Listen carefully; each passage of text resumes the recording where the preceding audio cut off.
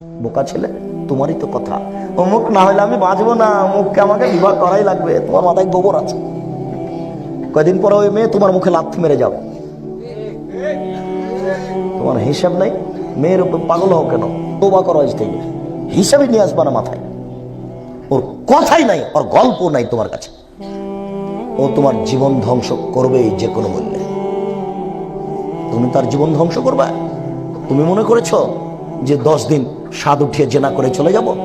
তোমার জীবন ধ্বংস হবেই। তুমি কি ভেবেছো তোমার জীবনের কতটুকু ধ্বংস হয়েছে?